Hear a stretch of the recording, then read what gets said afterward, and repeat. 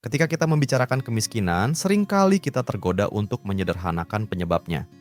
Ada yang berkata, itu karena sistem. Yang lain berkata, itu karena pilihan pribadi. Namun, Amsal menunjukkan bahwa kenyataannya jauh lebih kompleks. Dan bahwa sikap kita seharusnya dimulai dari belas kasih, bukan penghakiman.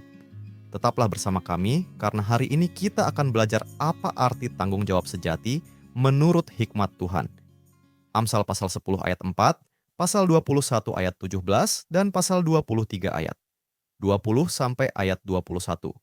Tangan yang lamban membuat miskin, tetapi tangan orang rajin menjadikan kaya. Orang fasik diseret oleh penganiayaan mereka, karena mereka menolak melakukan keadilan. Janganlah engkau ada di antara peminum anggur dan pelahap daging. Karena si peminum dan si pelahap menjadi miskin, dan kantuk membuat orang berpakaian compang-camping. Kemiskinan dan tanggung jawab.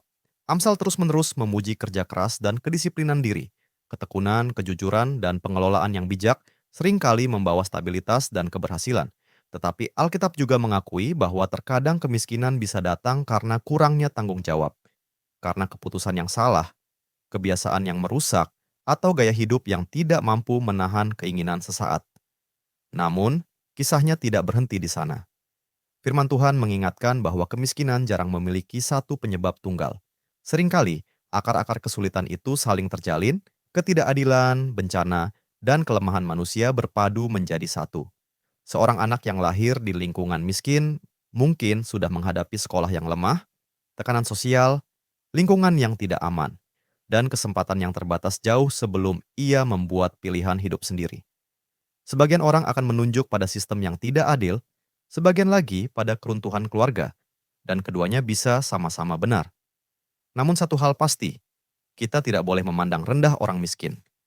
Seperti tertulis dalam Amsal pasal 14 ayat 20, orang miskin dibenci juga oleh tetangganya, tetapi sahabat orang kaya banyak. Dan Amsal pasal 17 ayat 5 menegaskan, siapa yang mengolok-olok orang miskin menghina penciptanya. Ketika kita berpikir bahwa kemiskinan selalu akibat kemalasan atau kesalahan pribadi, kita sedang menghina Allah yang menciptakan mereka. Hikmat sejati memanggil kita untuk melihat dengan mata belas kasih, bukan kesombongan.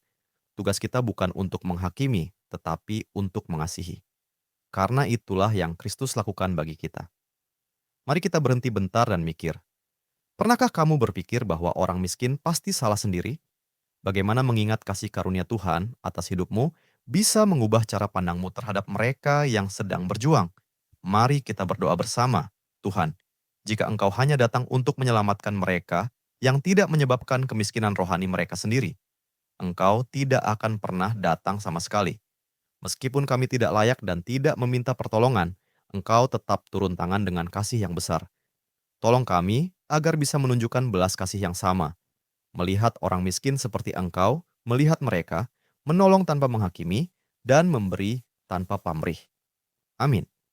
Terima kasih telah bergabung dalam pembelajaran Alkitab hari ini.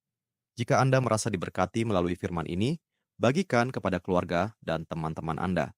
Jangan lupa untuk like video ini, tinggalkan komentar, dan subscribe channel kami agar kita dapat terus belajar dan bertumbuh bersama dalam firman Tuhan. Tuhan Yesus memberkati.